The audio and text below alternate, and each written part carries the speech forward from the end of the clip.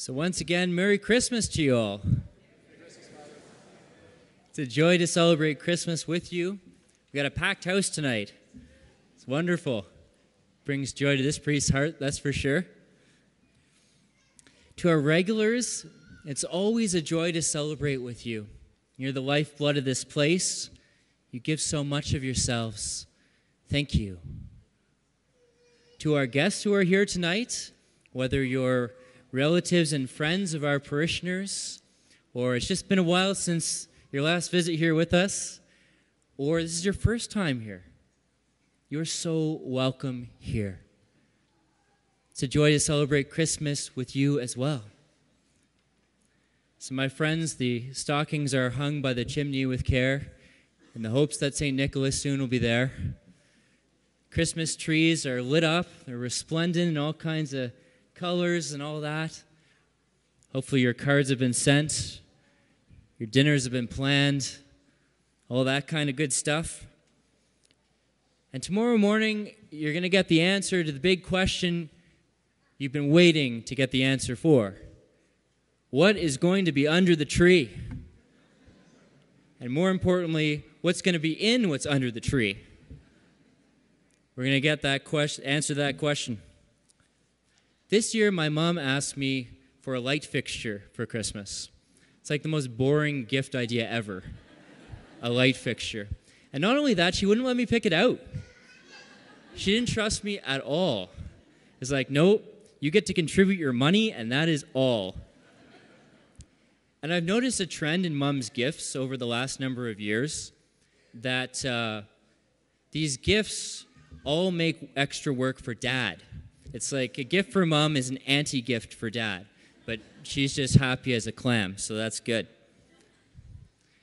You know, as great as the gifts are underneath our trees and the time that we get to spend together this time of year, the memories that we share, memories we get to make, those things are awesome. As great as they are, it's wonderful also to come together on this night, to celebrate together the reason for the season. It's Jesus, the gift above all gifts, born for us this night. You know, Jesus was quite a surprise for many people. He's not what people were expecting. For a lot of people, it was kind of like asking for an iPad and getting an Etch-a-Sketch instead. And I'm going to explain why that is. The first reading reads kind of like a divine manifesto. Here he comes in glory. Wonderful Counselor, mighty God, Prince of Peace, everlasting Father. He comes to unleash joy, to bring light into darkness, to loose bonds and fetters, to break oppression. It sounds like a conquering king who's coming. It sounds like something right out of Lord of the Rings, in fact. It's like Aragorn coming and, taking out a pile of orcs or something like that, coming to bring victory to his people, a conquering king. That's what a lot of people were expecting of the Messiah. And Jesus will do that in good time. But he didn't come like that right away. And so he surprised a lot of people. People were hoping that he would come and set them free from the oppression of a foreign government. And so clearly he'd be born in a palace somewhere. He'd win his first battle before he even started walking. But that's not the story of Jesus. Our Messiah was born in a manger, among farm animals, in all their glory. That's how he was born. Hardly the appearance of a conquering king. But God had a higher agenda. He wanted to set us free from so much more than the Romans. He came to set us free from sin and from death. And he came in all humility so that every one of us would be able to identify with him. Every one of us would be able to love him, even the poorest of the poor. He was born into poverty. The good news of his birth was announced not to Caesar first or the Pharisees, but to shepherds. Not exactly the creme de la creme of society. And there's good reason for that. Jesus is meant to be a gift for everyone. Not just for those with money or power or a title or a corner office, but for everyone, for all. And so it was fitting that his birth was first announced to shepherds, to those who didn't have anything to offer in return except themselves, which they did, coming before the Lord and bowing down before him in adoration. My friends, Jesus remains a gift for us today. Like the shepherds, we don't have to earn God's love. We can't. None of us are good enough on our own, but he is. We don't have to earn his forgiveness or the freedom that he won for us or heaven. It's a free gift. Salvation is offered to us. It's why Jesus took on flesh as a little child and then laid down his life for us. From the wood of the stable to the wood of the cross. Jesus offers us his forgiveness. He offers us his love. The gift of peace and joy that come with his friendship.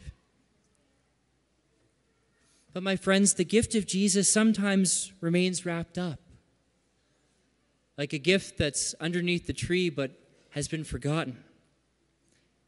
In the time of Jesus, there was only a few who came to adore him. One guy, Herod, tried to have him killed. Now there's a few like that today, maybe, who want to remove Jesus from Christmas or Christmas from Jesus or whatever way it goes.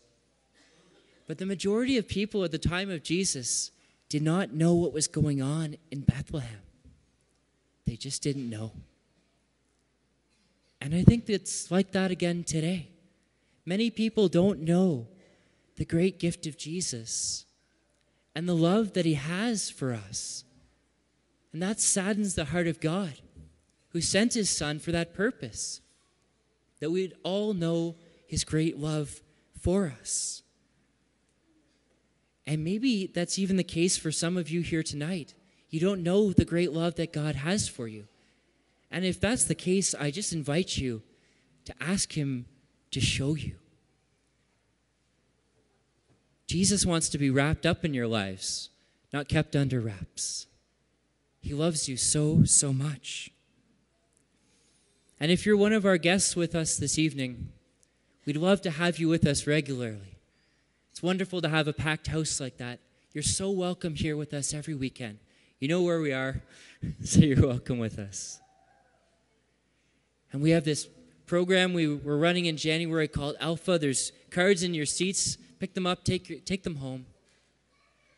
We watch a movie and have some conversation together. Learn about who Jesus is. We can bring any of our questions to him. But the bottom line is this, that God loves you. He loves you so much that he sent Jesus for you. And what he wants most is to love you, to be wrapped up in your lives. And for those of you who are sitting here who have unwrapped that gift many moons ago, I have good news for you too. With the Lord, there's always more. Always. God can't be exhausted. It's like waking up every morning and going before that tree and there's a new present there. God always has more for us. So if you've been following the Lord for a long time, know that God's love for you cannot be exhausted. Ask him for more. He wants to give you more. You know, as fun as it is to get those presents underneath the tree, I really do think it's better to give than to receive. And so if you've come to know the gift that Jesus is for you, why not pass on that gift to someone else? The gift of faith, the gift of hope, the good news. Announced by the angels, encountered by the shepherds, living in our hearts today. So Merry Christmas, everyone. May the joy of the Christ child be yours today and every day of your lives.